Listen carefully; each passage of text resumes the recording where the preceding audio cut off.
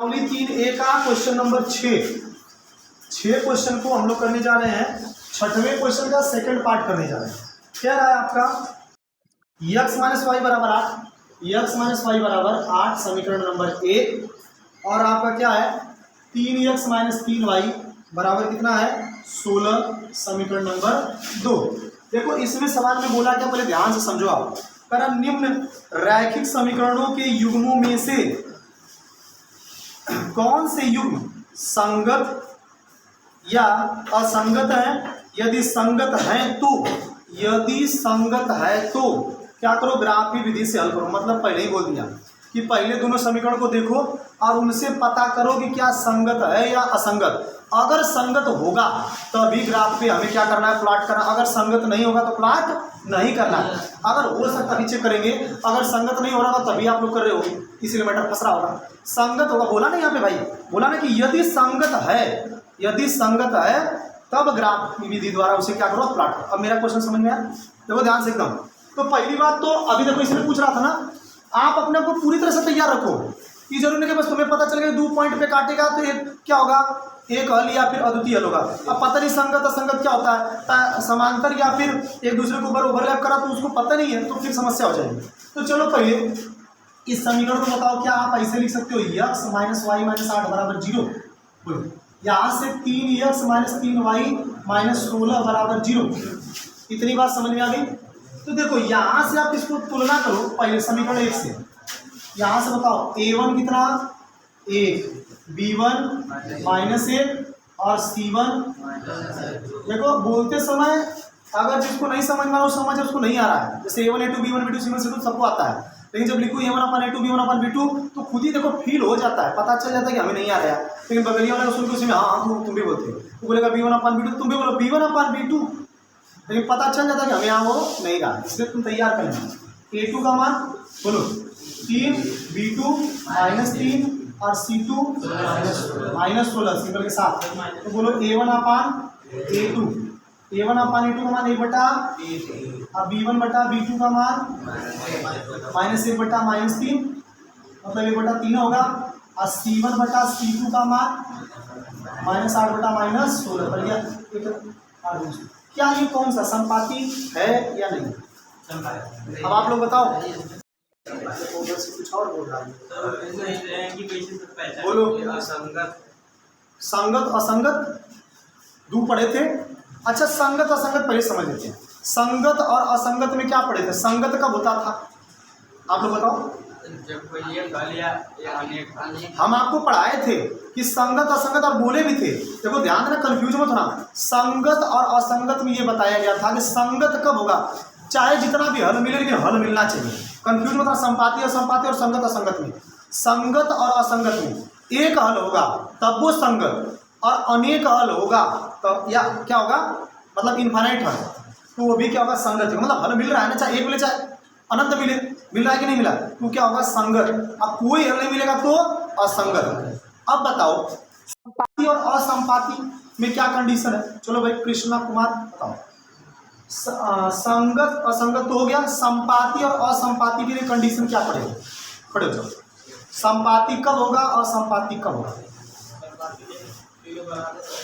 हाँ मतलब कोई भी एक पद बराबर नहीं हो, चाहे फर्स्ट वाला केस हो, मतलब a1 upon a2 not equal to b1 upon a2।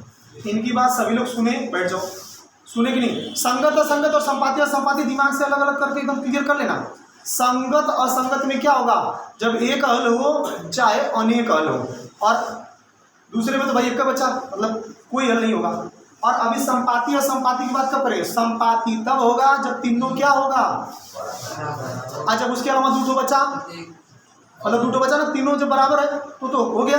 अब दूठो बचा जिसमें एक तो ऐसा होगा जो नहीं बराबर होगा, जैसे a1 upon a2 not equal to b1 upon b2 बराबर है, इसमें नहीं है, और इसमें लास्ट वाला बराबर नहीं है, तो ये कौन से वाले में जाएगा? मतलब ये संपाती असंपाती में कौन से वाले में जाएगा? असंपाती। वो बोला जब संपाती होगा तब हल करना। ग्राफी विधि कहीं करोगे, आगे बढ़वे मत करो। अब मेरी बात समझे कि नहीं? इसमें बोला ना संपाती होगा तो ग्राफी विधि द्वारा उसको दिखाओ कि क्या है, असंपाती है। अब ग्राफी विधि क्यों चाहिए? हमारे जब बोल ही दिया। अच्छा कितने लोग, हाँ बोलो। सर अब ग्राफ हाँ, हम ग्राफी विधि वाला भी एक सवाल लेंगे, घबराओ नहीं। क्या ये बात जो अभी बताई गई संगत असंगत संपाति असंपाति सबको समझ में आया? मैं बोर्ड पे एक बार लिख रहा हूँ, देखो संगत, एकदम ध्यान समझो, मैं तुम्हें हर तरह से समझाने की कोशिश कर रहा हूँ बट तुम समझो।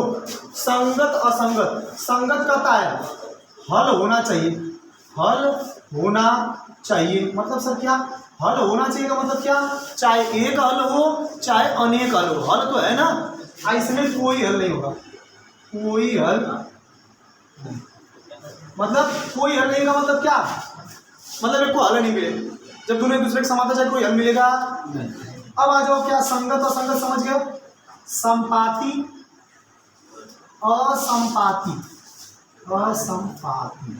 तो संपाति क्या कहता है कि भाई जब a1 अपान a2 बराबर b1 अपान b2 बराबर, देखो अभी बता रहा हूँ, अगर ध्यान से नहीं देखो तो फिर भुला जाओगे। c1 अपान c2 तीनों क्या है? बराबर है ना। और जब a1 upon a2 not equal to b1 upon b2 या a1 upon a2 equal to b1 upon b2 not equal to c1 upon a2, ध्यान से तुम क्लियर करना, दिक्कत होगा लिख लेना, कोई दिक्कत नहीं। हाँ नहीं दिख रहा है? मतलब ये दिख रहा है कि नहीं? इसमें भाई वाले में, अरे भाई जब नॉट इक्वल स्टार्टिंग में क्यों इसमें जाओगे? तो बार बार बता रहा हूँ, समझ में आई बात की नहीं? कंफ्यूज मत होना, हमें पता है कि ये वाले में ज़्यादा कंफ्यूजन होता है, कि समय ज़्यादा डिस्टर्बेंस रहता है। जिनका क्लियर हो तो क्लियर है, जिनका नहीं है वो इनका संगत में दो हल वाला जो रहेगा वो लेंगे, और संगत में जोड़ने में कोनो हल नहीं होगा। इसमें संपाति में, अच्छा ये बताओ ये कौन सा कंडीशन है?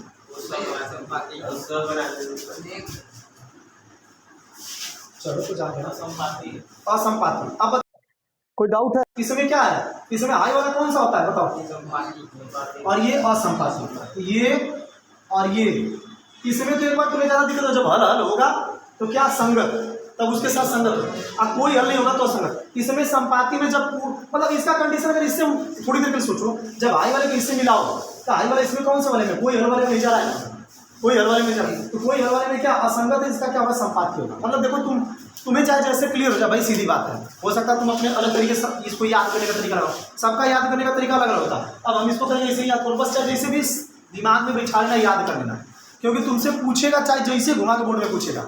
हम कर हमें सब कुछ आता है, लेकिन हम जाके उसमें कंफ्यूज यार हमको तो ये वैल्यू निकाले आ गया a1 a2 b1 b2 c1 c2, अभी संगत है क्या संगत है, संपाति क्या संपाति पता नहीं है, तो सारी कहानी खत्म हो जाएगी। वही बात समझ में आया कि नहीं है?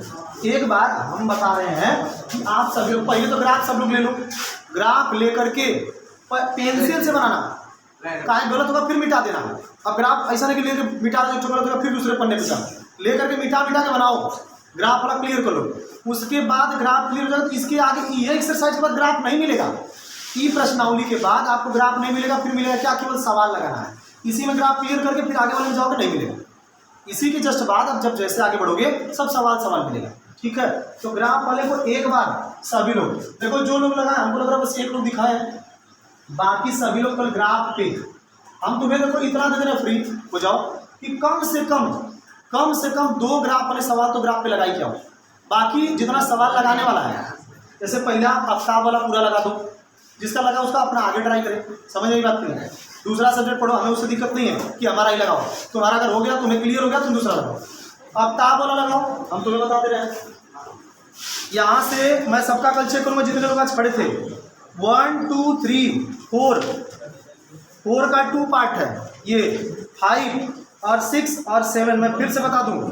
और जिन लोगों का लग गया है वो लोग 8 से आगे ट्राई करके आएंगे, अगर जितना भी लगेगा कल फिर चेक करेंगे, फिर आगे पढ़ाएंगे। इसको करते हैं।